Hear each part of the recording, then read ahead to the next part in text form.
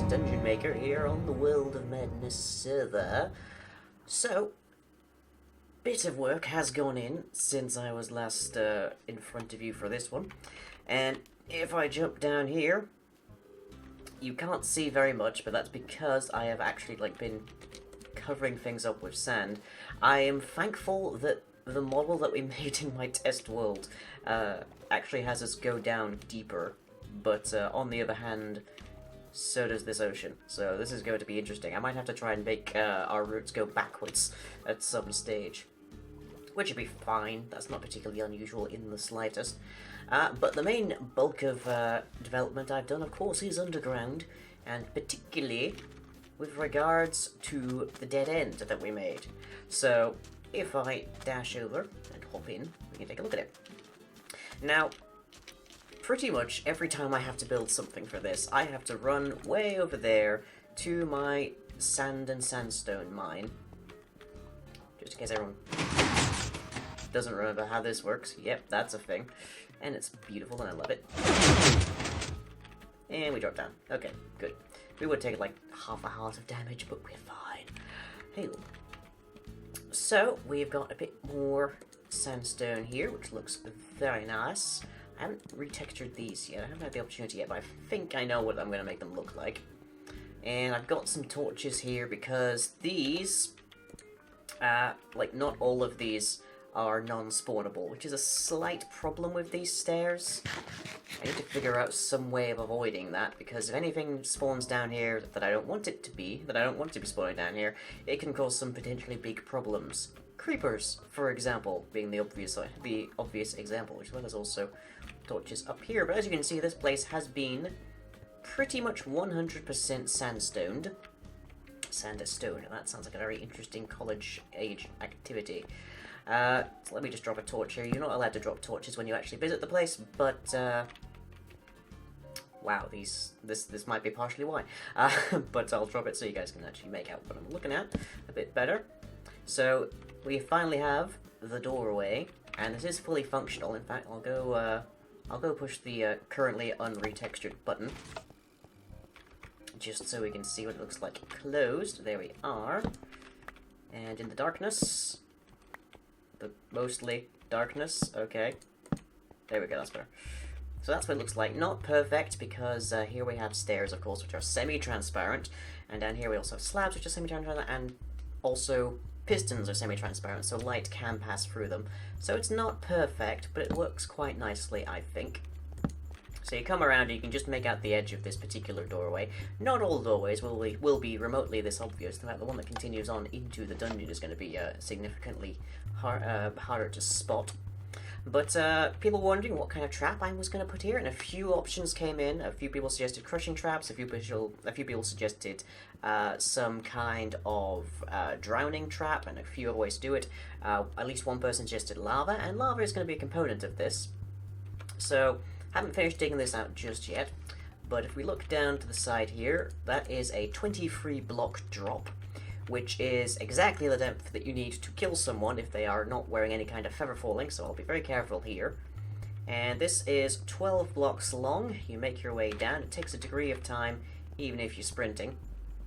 So, pretty much, you have to spend some significant portion of time on top of this, potentially risking life and limb, as it were, and then you come down here, and you see this. And nothing, absolutely nothing, is beyond this. So, the idea here is that you are being assailed by skeletons coming out of that far, stairwell, which you can't go up yourself because it's been blocked off by decay and whatnot. You see this door as you round a corner to try and avoid them.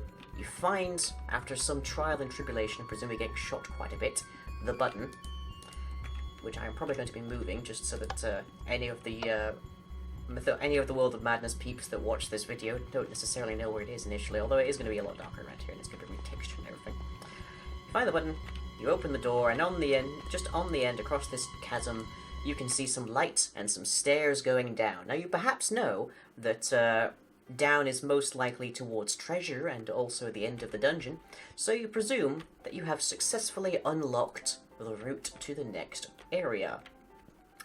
So you come along, and you're crossing here, and parts of this wall start to recede, and there are skeletons inside. So, because you're quite close, they shoot quite quickly, and they probably knock you off down here. Now, if you manage to actually succeed in getting across here, perhaps you're sprinting, you get to down here, and you get to whatever end I ultimately have around here, and you find that there is nothing. You've gone through all the trouble of running around and looking for the button, pushing the button, getting through here, getting across the chasm, to find all of the skeletons shooting at you for absolutely bubkiss. And then, if you want to not just stay down here and starve, maybe I'll have like some kind of decorative skeleton down here, I don't know. You have to go right back across the chasm again. So, that is one of the cruelest ways that I can trick people with a fake direction to go. And the actual, like, the actual means of opening the correct doorway, which will be this way to get to the next safe zone, is going to be significantly harder and will probably involve combinatorial logic because I'm evil that way. Let me know if you have any ideas. So yeah, I need to retexture the stone buttons at least to be made of sandstone. I need to retexture the jack-o'-lanterns and the pumpkins to be, I'm thinking sphinx heads, maybe pharaoh casket kind of heads. That's entirely within my power. And I also need to dig out this, like, section, because there is nothing over this way just yet. Yikes! Well, it had to happen eventually. Also, of all the things I could possibly have, like, yelled an alarm, it had to be yikes. Like, jeez, at least he was kind enough to leave the, Ooh, nope, you don't go there. At least he was kind enough to leave the pumpkin intact. Jeez. Yeah. Well, it has honestly been years since I got spooked by a creeper. So, fair play. Well done to that particular instance of one. Here. Plonk those there. I don't have any...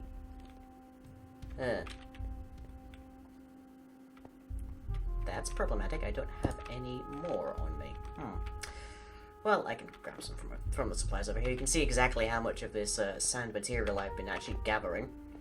And I had to go back to the pumpkin, to the slime farm, to Lying's hubris, to get a bunch more slime. I got like over a stack and a stack and a half. Came back with over a stack and a half. Got it pseudo working again. It's still not very effective, but at least it does the job now.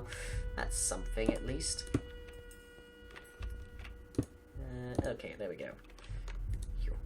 And let's just dip blocks down here, because why not? Doop, and doop. There we go. So, yeah, that's the route to the cobalt section. And the cobalts are retextured, but for some reason, at some point, my textures turned off. I don't know exactly when that was. So, the zombies have been looking all too normal for me fairly recently. So yeah, let's just do a quick roundup. It is getting night. So you manage to flip the switch, you open up that, you come down, take half a heart falling down, and then this activates on your arrival. So your next point is you have to get through here, whilst these are extending and these are pulling out, so that you are highly likely to be knocked straight down into a small puddle of lava. And that's your starting difficulty.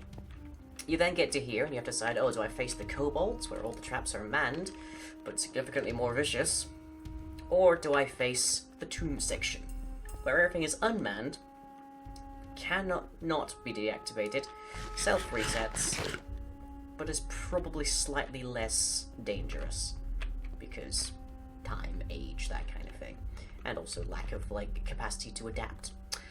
So, you come down here, you get to around here, and the skeletons begin to pour out of here, so you have the choice of dashing past them, but then you have the problem that you can't find the door immediately. Or do you go this way to avoid them? Most people, I imagine, are probably going to go this way, at the very least to seek cover from the skeleton fire. And then coming around here, they'll see these little beacons, these little points of light, and then they'll just, oh, this must be a door. how do I open the door? There's no, like, visible lever anywhere.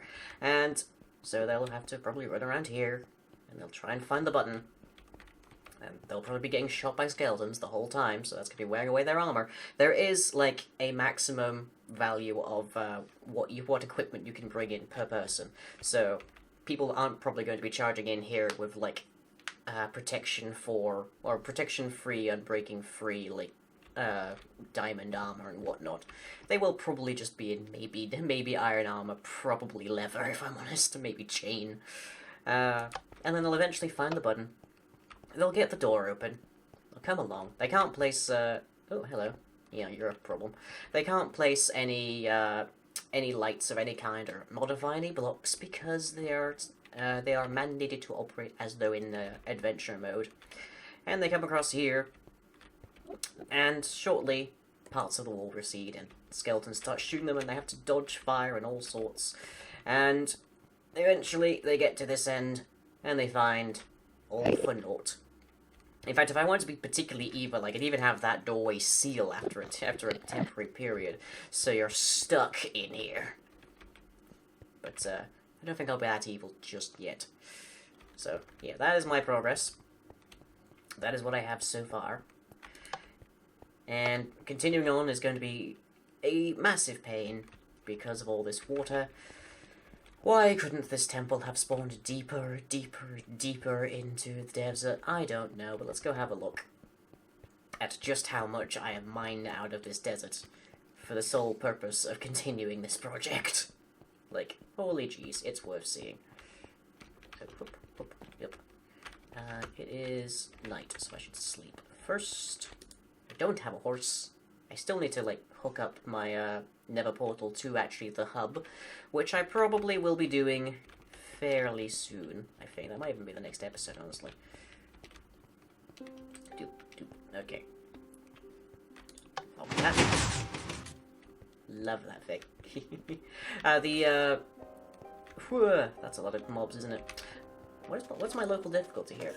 Local difficulty is at 2.5. Okay, that probably explains these spawn rates then. Jeez. Glad I finally wised up and made a bow. Hey, so anyways, we head over here, and I want to make this place look prettier than it currently is, but it makes, I guess, kind of perfect sense that something like a quarry would exist next to a big building project like a tomb.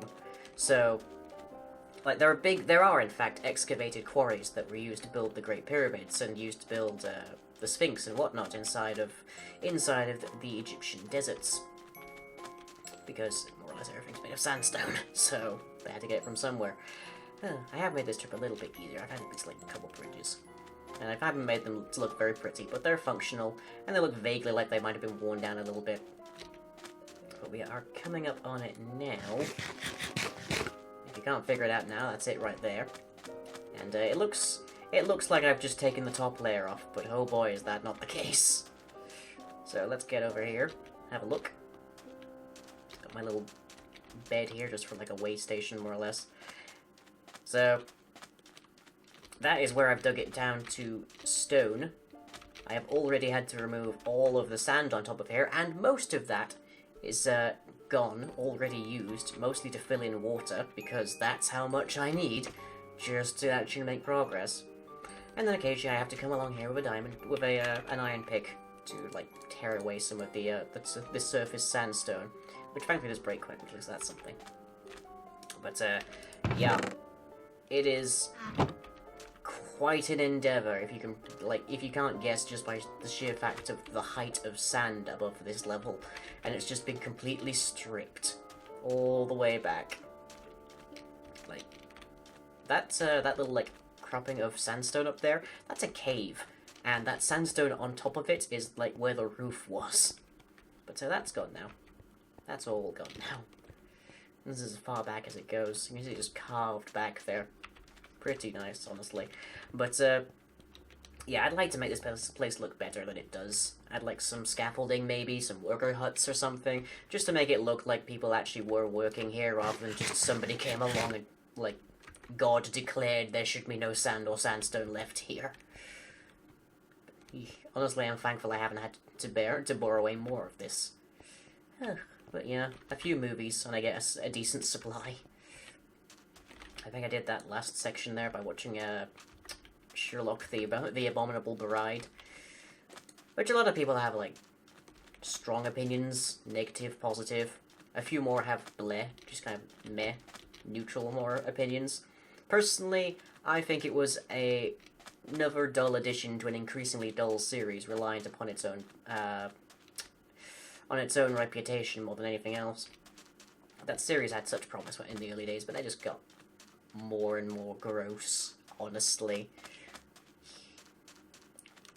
I don't really have to put any spoilers in it, because that, honestly, if you haven't watched Abominable Bride by now, you're probably not going to. If you haven't watched Sherlock by now, you're probably not going to. Personally, if you're looking for a Sherlock Holmes-based series, I'm going completely off on a tangent here now. My advice is to watch Lucy Liu and Johnny Lee Miller in Elementary. There are, I think, 4 seasons of that now. They might be on to their 5th, honestly, because we only get them in an extreme time delay over here. Elementary does a similar thing to Sherlock in that it updates stories to, like, a modern setting, but Elementary actually uses the modern setting to create new stories, and uses elements of older stories as inspiration, rather than just trying to straight update the old stories. And more importantly, I have yammered on about this at length already, is that Sherlock updates the old stories to make sense in the modern world by virtue of having Sherlock Holmes, the character, be superhuman, which is the dullest, most irritatingly boring way that you can do Sherlock Holmes. Because Sherlock Holmes was fascinating in his original setting because he was aware of things that other people had no concept of at the time. Sherlock Holmes, like by Arthur Conan Doyle, predates the science of forensics. Whereas now forensics is in like every police procedural drama that we see on TV. So Sherlock Holmes is mundane, so people try to update him by making him superhuman. Okay, he has like every database known to man stored inside of his skull, and his eyes have the visual acuity of the Hubble telescope. And it's just, that's not why you watch a crime show. You watch a crime show for, like, intimate, violent conflict, this kind of thing. You watch it for, like, people suffering. You watch it for criminals being brought to justice, that kind of thing. You don't watch it for superheroes, in short. Elementary, on the other hand,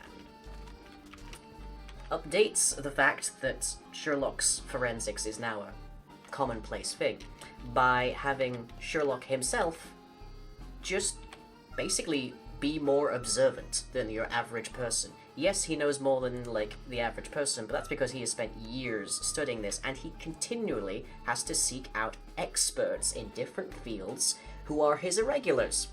And I could yammer on about the irregulars all day as well. So, I'm going to stop there so I can get back to work, presumably flooding that with sand. I'll try to make it look a bit more in line over here, so it's not just a straight line, but this part is going to be a huge pain unless I just, like, cover this whole section, I guess. But anyways, that is my progress here. Next episode we'll either be hooking up that portal to something a bit more useful than where it currently lends me, or maybe we'll make a start on the next hidden door.